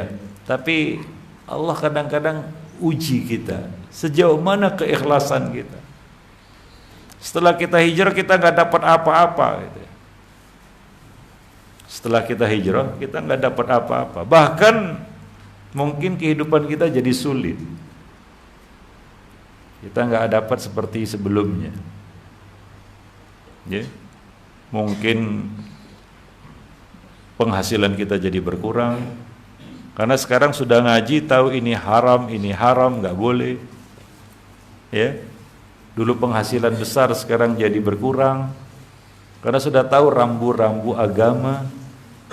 Dunia tidaklah lebar yang dulu kita bayangkan. Mungkin kita diuji dengan kekurangan materi, nggak dapat gitu. Atau sebaliknya, ketika kita berhijrah, awal-awal hijrah, kita mungkin dapat materi yang banyak. Kayaknya lapang itu pintu rezeki. Tapi di ujung Allah uji kita. Yaitu apa? Mulai berkurang. Nah, banyak orang-orang yang diuji dengan kekurangan itu akhirnya dia mundur, balik lagi. Ya, karena dia merasa saya nggak dapat apa-apa, sudah hijrah jadi orang ngaji sekarang, penghasilan malah kurang kan begitu ya. Hingga dia berpikir untuk balik lagi. Nah, ini gara-gara ngaji ini haram, itu haram. Semakin dalam nggak kajiannya kan semakin banyak perkara-perkara yang dia ketahui, larangan-larangan dalam agama, ini nggak boleh, itu nggak boleh. Ya, dia merasa apa? Semakin kejepit gitu. Nah, kalau begitu saya mundurlah. Akhirnya mundur lagi, balik ke belakang dia. Yang diuji di situ adalah keikhlasan sebenarnya. Ikhlas enggak gitu? Ikhlas enggak kita dalam hijrah itu? Nah, hijrah ini kan jadi tren sekarang ini. Euforia hijrah. Tapi cuma euforia sesaat begitu. Begitu dapat dapat tantangan, mundur ke belakang. Ya, kembali lagi pada kondisi awalnya sebelum hijrah. Nah, yang diuji di situ adalah keikhlasan kita, para jemaah yang dimuliakan Allah. Maka hati-hati dengan pemberian itu. Kadang-kadang ya pemberian itu membuat kita lupa bahwa kita beramal itu bukan karena pemberian itu, tapi karena Allah. Begitu pemberian itu nggak datang, kita pun berhenti dari amal tersebut. Para jemaah yang dimuliakan Allah. Maka dalam hadis Nabi mengatakan ta'isa abdud dinar wa abdud dirham wa abdul khamisah in u'tiya radi wa in lam yu'ta sakhit. Celakalah orang-orang yang menjadi budak dinar, budak dirham dan budak pakaian, budak sutra. Itu budak materi dunia. Jika diberi apa yang mereka sukai maka mereka ridha. Namun jika itu tidak diberikan kepada mereka maka mereka gusar, mereka marah, mereka protes. Nah, ini ya, ujian dari Allah Subhanahu wa taala. Ya. Ketika Allah beri hamba itu dia senang. Ibadahnya bertambah. Tambah rajin ibadah. Begitu diambil sedikit saja dia menunjukkan protesnya. Seolah-olah apa? Ya Allah, aku beribadah kepadamu karena kamu memberikan ini dan ini. Ketika tidak dapat, maka dia pun berhenti ibadah. Berapa banyak orang yang libur ibadah, libur amal soleh karena dapat ujian dunia. Ketika kita dapat ujian dunia, dicabut sebagian dari pemberian yang Allah berikan kepada kita. Apakah kita lanjut beramal atau berhenti? Kalau kita berhenti, maka mungkin selama ini kita beramal itu kurang ikhlas. Atau bahkan ada udang di balik batu, ada pamrih di situ. Ikhwani fiddin ma'asyiral muslimin rahimani wa rahimah. Maka kita mungkin jadi hamba dinar dan dirham tadi. Yang kita tuju sebenarnya adalah materi, bukan balasan Allah di akhirat. Bukankah kita beramal untuk meraih akhirat? Lalu ketika dunia nggak dapat, kenapa harus berang? Kenapa harus gusar? Ikhwani fiddin ma'asyiral muslimin rahimani wa rahimakumullah. Maka jangan jadi hamba dinar dan hamba dirham. Ya, kalau diberi kita senang, kalau nggak diberi kita marah. Para jemaah yang dimuliakan Allah. Taib. Ya, ya sebagian orang dia beramal itu karena ya contohnya sedekah ya. Ya, aneh juga ya, ada juga yang mengiming-imingi sedekah. Bersedekah 1 juta dapat 2 juta. Ada enggak? Ada juga yang punya pemikiran seperti itu. Saya katakan ya, kalau dalam Islam sedekah itu begitu motivasinya, maka enggak ada bedanya dengan orang Cina. Saya dulu tinggal di Pecinan di Medan. Orang Cina itu juga kenal sodakoh, Pak. Bukan gak kenal sodakoh, kenal sodakoh. Makanya dulu waktu kami kecil-kecil dulu, ya kami harapkan ada Cina mati gitu. Kenapa? Bukan masih kecil dulu ya. Kenapa? Karena pasti keluarganya itu sedekah itu, ngelempar duit kan gitu ya. Wah, itu kami rebut-rebutan itu ngambil duitnya. Dulu waktu kecil-kecil dulu. Saya tinggal di Pecinan, Pak. Jadi mereka ada sedekah arwah katanya. Mereka tabur duit itu. Mereka juga ada kenal namanya sedekah. Teman-teman saya banyak orang Cina, asli Cina. Karena bahasanya sehari-hari di rumahnya juga bahasa Cina, bukan bahasa Jawa. Bahasa Hokkien itu. Di Medan banyak orang Cina. Saya tinggal di daerah Cina. Depan, belakang, kanan rumah saya itu orang Cina. Di kiri lah baru rumah masih family kan gitu ya. Kanan kiri muka belakang Cina semua itu. Kawan-kawan saya Cina, Pak. Mereka juga kenal istilahnya sedekah itu. Karena bagi mereka, saya bersedekah 1 juta, besok bisa dapat 2 juta. Itu motivasi mereka sedekah itu. Kalau saya sedekah hari ini 1 juta, besok saya dapat 2 juta. Rupanya ada juga dalam Islam orang yang punya pemikiran seperti itu. Aneh juga, karena kalau cuma seperti itu, ya teman saya orang Cina pun tahu itu. Masalahnya adalah kalau kita semangati orang dengan cara seperti itu, iya kalau dia sedekah hari ini 1 juta, besok dapat 2 juta. Kalau dia sedekah hari ini 1 juta, besok dia kehilangan 2 juta, apa katanya? Ya, Pak. Hari ini dia sedekah 1 juta ini, dia berharap besok dapat 2 juta ini kan, karena diiming-imingi seperti itu. Tahu-tahunya terjadi apa? Sebaliknya, dia sedekah 1 juta, apes ini, hilang duitnya 2 juta, atau hilang motornya. Wah itu cobaan. Besok hilang lagi mobilnya. Gitu. Bertubi-tubi musibah datang menghampirinya. Setelah dia bersedekah, apa yang dilakukan?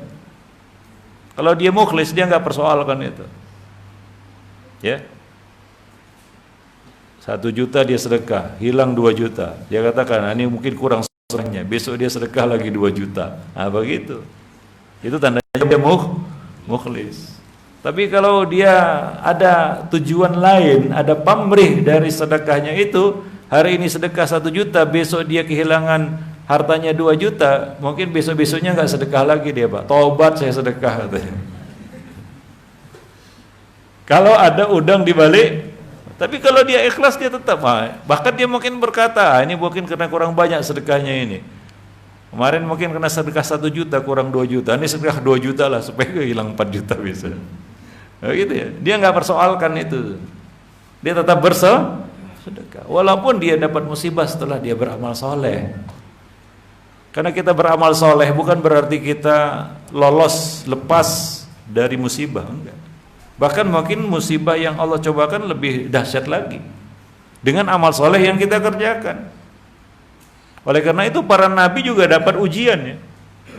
Bukan mereka orang yang tidak beramal soleh, luar biasa amal soleh mereka. Tapi mereka juga dapat ujian. Seperti Nabi Ayub diuji dengan apa? Sakit. Itu nabi. Kurang amal apa para nabi itu? Enggak kurang amal mereka apa? Lebih lagi, kan begitu ya? Pastilah itu. Iman mereka kurang apa? Tapi mereka juga dapat ujian yang berat-berat seperti Nabi Ayub diuji dengan sakit. Hancur seluruh tubuhnya karena sakit itu kecuali jantung dan lisannya. Itu yang membuat beliau masih bisa berzikir. Itu penyakit Nabi Ayub. Lari semua orang darinya, yang terakhir lari darinya adalah istrinya. Antum bayangkan sakit gak ada yang ngurus, Pak. Gimana sedihnya itu? Mungkin kalau kita diuji seperti itu sudah putus harapan kita. Sudah suuzon kita sama Allah, kan gitu. Bayangkan sakit, lari semua orang dari kita, nggak ada yang mau ngurus itu. Tapi Nabi Ayub tidak putus harapan kepada Allah Subhanahu wa taala. Itu para nabi diuji dengan ujian yang berat seperti itu. Nabi Yunus diuji dengan apa? Apa Nabi Yunus? Ditelan ikan, Pak. Yang jelas bukan ikan hiu ya. Kalau ikan hiu sudah hancur sebelum masuk ke dalam perut. Ikan paus. Karena secara teori, Pak ya, manusia itu bisa hidup dalam perut ikan paus karena ada oksigen itu. Karena ikan paus bernapas dengan paru-paru, Pak, bukan dengan insang. Dia mamalia. Makanya ada lubang itu, dia ambil oksigen ke atas. Jadi secara teori bisa itu. Manusia itu hidup dalam perut ikan. Tapi jangan coba-coba ya. Para jemaah, apalagi ikan lohan karena nggak muat, Pak. Ditelan ikan itu, Pak. Bayangkan itu. Gimana suasana dalam perut ikan itu? Gelap. Karena ikan itu kan di dasar laut dia. Gelap, nggak ada cahaya. Itu Nabi itu diuji dengan musibah itu. Karena ceritanya gimana? Nabi Ayub ini dilempar ke laut, Nabi Yunus ini dilempar ke laut dan akhirnya dimakan ikan. Gimana ceritanya? Itu beliau naik perahu yang over kapasitas ya, overload lah, hingga harus ada satu orang dari penumpang itu yang dilempar, yang ada satu orang penumpang yang harus dilempar ke laut itu. Nah supaya adil diundi lah. Setiap kali diundi yang keluar nama Nabi Yunus, yang keluar Yunus ya, Yunus yang keluar ini. Diundi berkali-kali, Pak. Tetap nama beliau yang keluar. Itu ujian itu seorang nabi. Kalau gak kuat-kuat imannya kepada Allah mungkin sudah suuzon. Nah ini Allah mau apa dari diriku ini? Kok aku terus yang keluar kan gitu ya. Kalau kita mau suuzon gitu ya. Kok aku terus yang dipilih? Terpaksa harus dilempar ke laut itu. Dilempar ke laut itu udah luar biasa, Pak. Udah dilempar ke laut ditelan sama ikan. Itu luar biasa ujiannya. Itu para nabi diuji dengan ujian-ujian dalam hidup. Itu para nabi yang amalnya nggak kurang-kurang lah. Jadi ketika kita beramal, jangan ada asumsi ya saya beramal ini pasti selamat dari semua musibah dunia. Enggak bisa. Jangan berangan-angan hidup di dunia tanpa musibah, Pak. Nanti kecewa. Jangan berangan-angan hidup di dunia tanpa musibah, nanti kecewa hidupnya. Siap-siaplah menghadapi musibah supaya kita bisa menjaga diri ketika dapat musibah itu. Karena nggak ada yang lepas dari musibah dalam hidupnya selama dia hidup di dunia. Karena dunia ini Allah katakan darul bala. Kalaulah Allah Subhanahu wa taala kasih ujian kepada kekasihnya para nabi ya, seperti Khalilullah Ibrahim alaihissalam, diuji sama Allah dengan apa? Dilemparkan ke dalam api. Tidak dapat keturunan sampai beliau tua. Itu kan ujian gitu. Itu para nabi diuji dengan musibah-musibah seperti itu. Itu kekasih Allah. Nah, ini kita ini bukan apa-apa gitu. Lalu berharap tidak dapat ujian, tidak dapat musibah. Itu adalah perkara yang mustahil. Kita pasti dapat ujian. Kalaupun kita lolos dari musibah, itu mungkin istidraj. Ya. Allah tangguhkan sementara. Ya. Allah tangguhkan sementara waktu. Para jemaah yang dimuliakan Allah. Nah, taib. Jadi demikianlah ya. Jadi musibah yang menimpa kita itu jangan menyurutkan kita untuk beramal saleh. Karena disitulah kita diuji sejauh mana keikhlasan kita di dalam beramal itu. Kalau ada sesuatu dari ya, dunia ini yang kita harapkan dari amal-amal yang kita kerjakan, mungkin kita akan berhenti beramal karena kita dapat musibah di dunia ini. Wallahu a'lam bishawab. Nah, demikianlah yang dapat kita sampaikan berkaitan dengan beberapa cara kita meraih ya keikhlasan ya di dalam amal. Ya, mudah-mudahan bermanfaat. Lebih dan kurang saya mohon maaf. Dan untuk selanjutnya bagi yang ingin bertanya, kita persilakan, kita beri waktu untuk tanya jawab. Silakan. Yang mau bertanya kita persilakan untuk bertanya.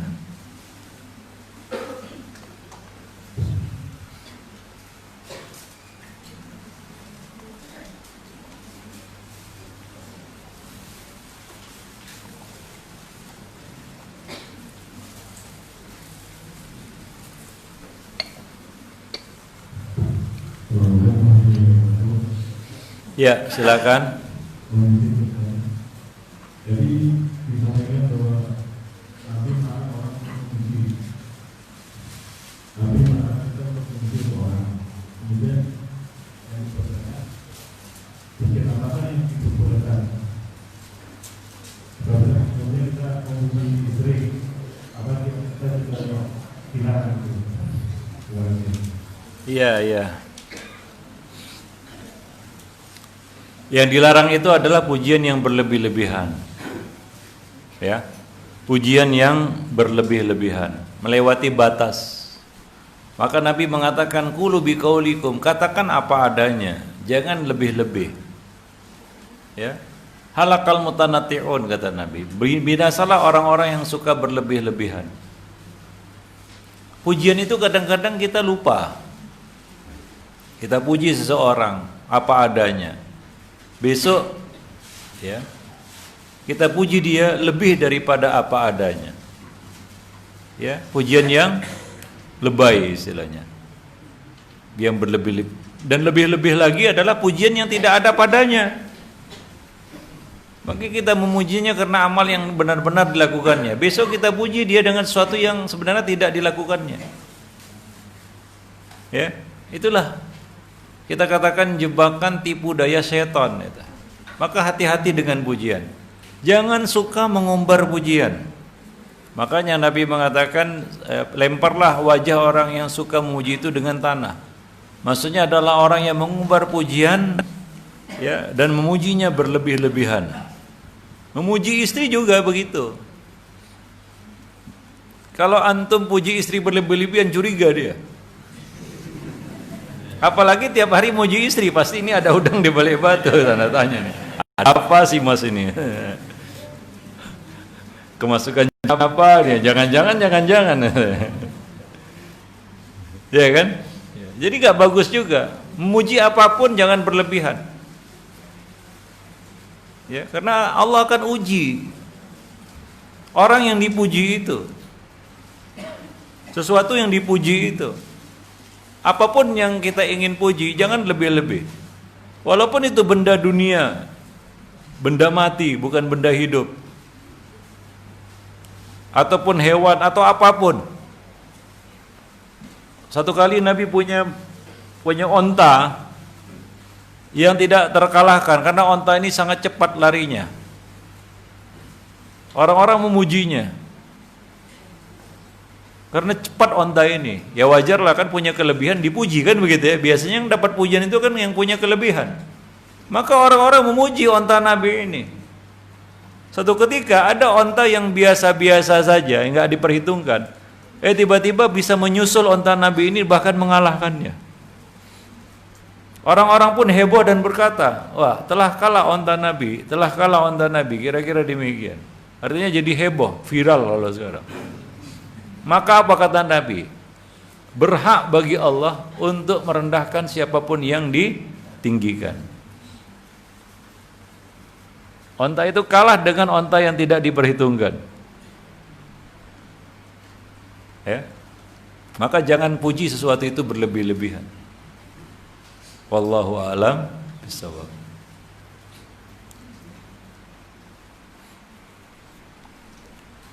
Ada lagi yang mau nanya?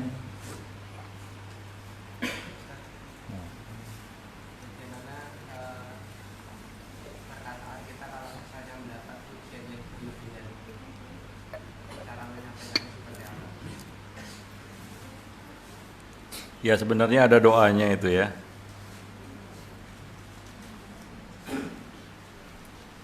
Ya, ada doanya itu, tapi bukan dari Nabi sebenarnya, dari Abu Bakar As-Siddiq. Allahumma ighfirli fima la ya'lamun waj'alni khairum mimma yazunnun, ya. Waghfirli walahum. Ya Allah, ampunilah mereka dari apa yang mereka tidak ketahui, dan jadikan aku lebih baik daripada apa yang mereka kira. Tapi itu tidak marfu dari Nabi, dari Abu Bakar As-Siddiq. Intinya ya, kalau kita mengacu kepada sunnah Nabi, kita menghentikan pujian itu. Ya, hentikan pujian itu, ya, ima dengan menghentikan orang yang memuji, atau kita menjauh, ya, menghindar dari majelis pujian itu. Yang kedua ya berdoa seperti itu. Tapi itu dari Abu Bakar As-Siddiq, ya, bukan dari Nabi Sallallahu Alaihi Wasallam. Ya. Ada lagi? Ya. Ya, berdiri aja nggak apa-apa.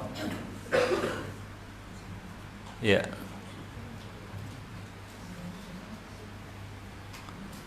Ya, silakan.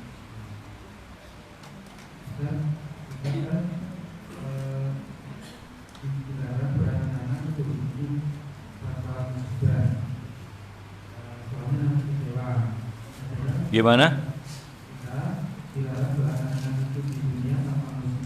Iya.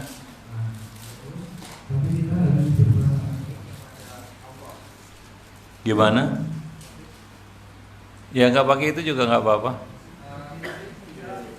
Berdiri aja, ya. Ya. Ya.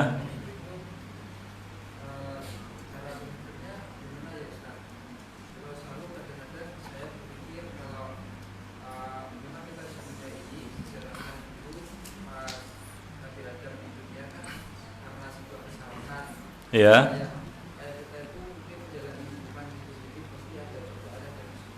Ya.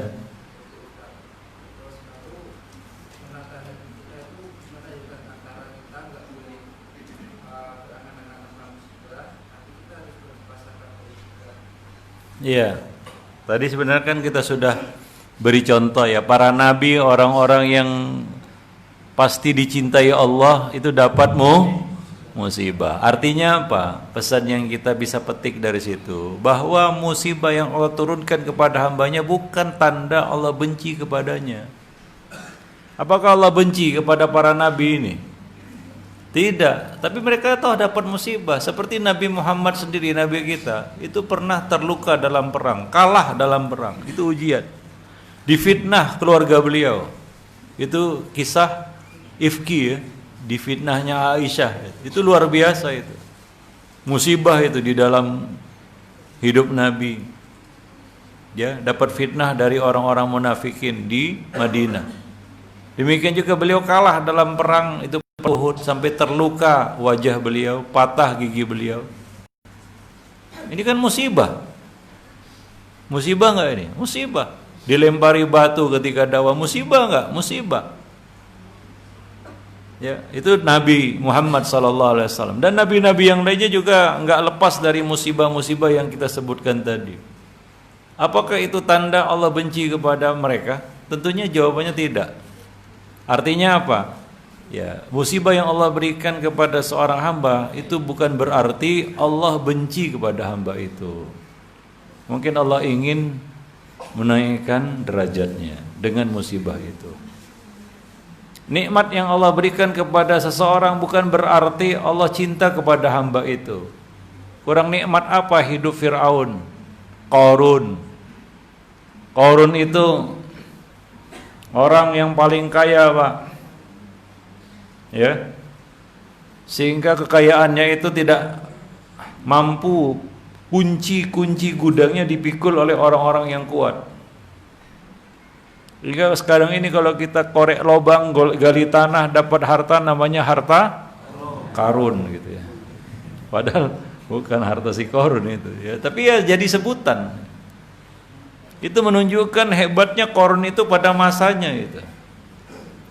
Demikian juga Fir'aun, dia bangga dan dia katakan wahadil anharu tajri min tahti. Sungai ini mengalir di bawah telapak kakiku karena istananya Fir'aun ini di atas sungai Nil. Tapi dia bangga itu, dia mengatakan ini coba lihat nih. Sungai ini mengalir di bawah telapak kakiku. Tapi matinya gimana? Tenggelam masuk ke dasar lautan, Pak. Itu akibat orang sombong gitu. Kurang apa mereka dari sisi dunia ya? Raja dunia. Tapi apakah itu adalah tanda bahwa Allah cinta, sayang sama Fir'aun dan Qarun? Tidak. Makanya hati-hati ya, manusia itu ada 4 kondisi. 4 kondisi. Yang pertama, dia taat dapat nikmat. Ini namanya bisyarah. Apa? Bisyarah. Kabar gembira yang disegerakan. Kalau dia taat dapat musibah, ini namanya ujian. Kalau dia maksiat dapat musibah, ini namanya azab. Kalau dia maksiat dapat nikmat, ini namanya istidraj. Yaitu Allah menangguhkan azabnya sampai pada waktunya nanti. Turun, dia tidak mampu untuk mengelak azab itu. Namanya istidraj. Nah, hidup ini nggak akan lepas dari 2 itu. Yaitu apa? Dapat musibah atau dapat nikmat. Nggak bisa lepas dari 2 keadaan juga, taat atau maksiat. Maka nggak lepas dari 4 kondisi tadi. Taat dapat nikmat namanya bisyarah. Taat dapat musibah namanya ujian.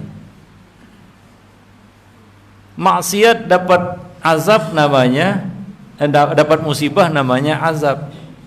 Maksiat dapat nikmat namanya istidraj. Coba periksa kondisi kita yang mana itu. Sedang apa? Dari 4 kondisi yang kita sebutkan tadi. Maka hati-hati kalau kita maksiat tapi kayaknya aman-aman saja ya. Kayaknya terus dapat gelontoran nikmat. Hati-hati, ini mungkin istidraj. Kalau kita maksiat dapat musibah, itulah dia azab itu yang disegerakan di dunia sebelum di akhirat. Ya mudah-mudahan bisa taubat kan begitu ya. Nah, para jemaah yang dimuliakan Allah.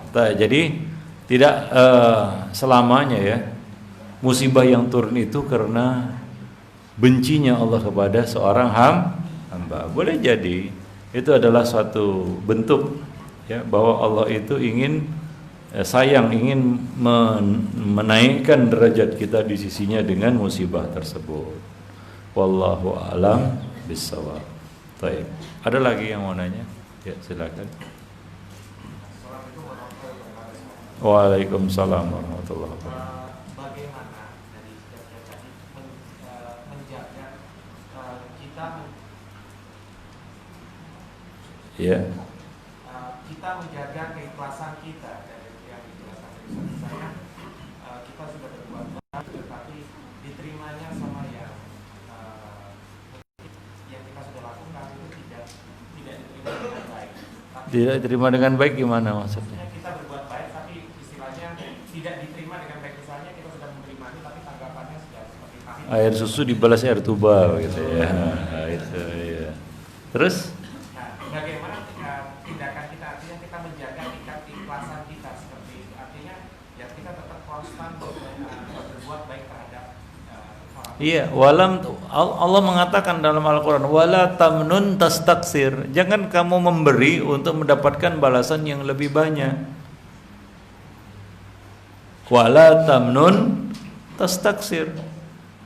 Jangan kamu memberi, tamnun artinya kamu memberikan sesuatu, hadiah atau apapun namanya, sedekah, infak, hadiah, hibah, apapun namanya, untuk mengharapkan balasan yang lebih banyak, tastaksir.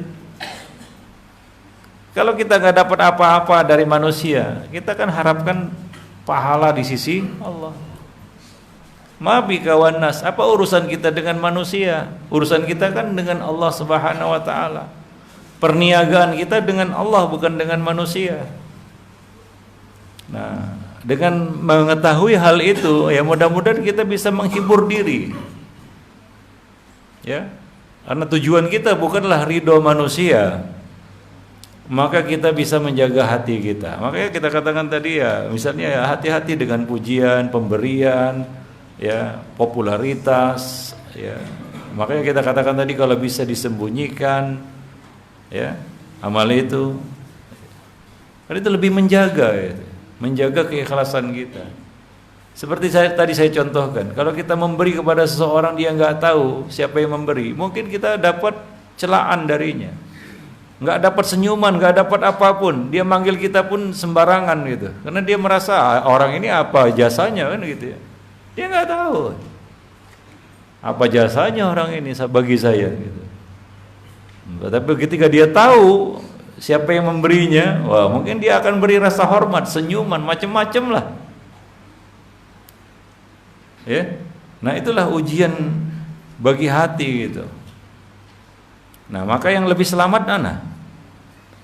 Yang kita sembunyikan itu. Kita nggak dapat apa-apa itu apa namanya? Kita katakan puncak dari satu keikhlasan. Ya kita tidak dapat apapun dari manusia, dari amal ibadah yang kita kerjakan. Wallahu a'lam bishawab. Ya, maka biasakan kita sembunyikan amal kalau bisa disembunyikan. Ya, hati-hati dengan pujian, kemudian apresiasi, komentar, dan hati-hati juga dengan apa pemberian. Ya. Ya, wallahu a'lam bishawab. Ada lagi yang ingin bertanya? Ya, silakan. Berdengung sepertinya pakai itu lebih bagus, enggak ya berdiri saja bicara agak keras ya.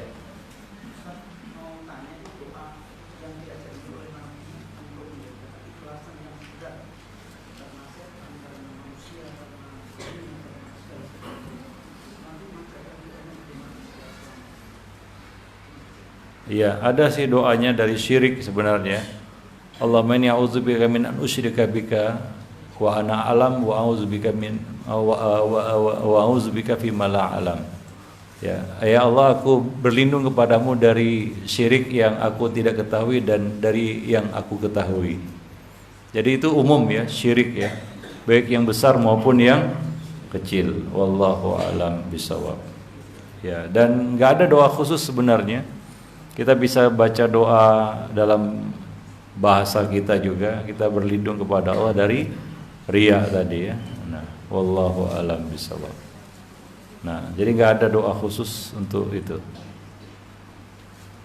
Ya, tapi ada doa tadi umum untuk syirik secara umum. Ya.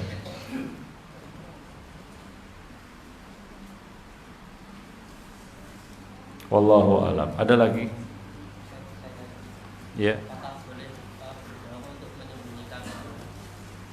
Berdoa, berbohong untuk, ya kalau itu sifatnya tauriyah bukan bohong ya nggak jadi masalah. Ya seperti Sufyan Ats-Tsauri pernah menyembunyikan tangisnya. Ya, jadi seolah-olah dia tidak menangis, sedang batuk atau sedang pilek begitu ya. Padahal sedang nangis. Itu kan tauriyah namanya, bukan bohong ya. Ya, jadi nggak perlu juga kita harus berbohong untuk menyembunyikan amal. Ya, tapi kita bisa melakukan tauriyah. Tauriyah itu mengalihkan, pengalihan. Ya, ada orang-orang itu nanya suatu hal yang nggak perlu ya. Ya kan? Ya. Nggak perlu ditanya dan nggak perlu dia tahu jawabannya juga. Maka dalam Al-Quran itu ada, nggak semua pertanyaan harus dijawab sesuai dengan pertanyaannya. Seperti ada seorang Arab Badui bertanya kepada Nabi tentang kiamat. Ya Rasulullah, mata sa'ah, kapan hari kiamat? Nabi nggak jawab itu, tapi Nabi alihkan kepada perkara lain. Ya, Nabi bertanya kepadanya, apa yang sudah kamu lakukan untuk menyambut hari kiamat? Jadi kan lari dari pertanyaan itu. Nggak dijawab pertanyaan itu sama Nabi, tapi Nabi mengalihkannya kepada perkara lain gitu. Maka itu namanya tauriyah ya. Kita melakukan pengalihan ya kepada hal-hal lain yang mungkin perlu bagi dia yang bertanya itu. Kadang-kadang orang yang bertanya ini kan nggak paham dia. Untuk apa dia tanyakan? Oh, kamu tadi malam sholat nggak ya? Untuk apa dia tanyakan itu? Kepuan seperti itu kan nggak bagus juga ya. Ya, mungkin kita perlu arahkan kepada perkara lain gitu. Kita nggak jawab pertanyaannya, tapi kita bisa mengarahkannya kepada perkara yang lebih bermanfaat. Nah, misalnya kita kasih ilmu, sholat yang utama itu adalah sholat malam. Kita nggak jawab pertanyaannya. Kita nggak bohong juga kan. Itu disebut apa? Tauriyah. Nah. Wallahu a'lam bishawab. Ada lagi? Karena kalau dia orang yang soleh, berilmu, dia nggak akan nanya pertanyaan yang nggak bermanfaat kan gitu ya. Karena kadang-kadang orang itu bertanya tuh nggak jelas apa pertanyaannya. Tujuan dia bertanya, motivasinya apa, kan begitu ya. Ya, dan kadang-kadang pertanyaan itu ada mengandung unsur hasad, kan begitu ya. Ada juga pertanyaan itu pertanyaan sekedar untuk iseng, kepoan istilahnya. Orang kepoan kan susah itu, semua dia mau tahu kan begitu ya. Dengan nggak semua perkara pun nggak semua perkara dia harus tahu sebenarnya. Wallahu a'lam bishawab. Baik, ada lagi yang mau bertanya? Ada?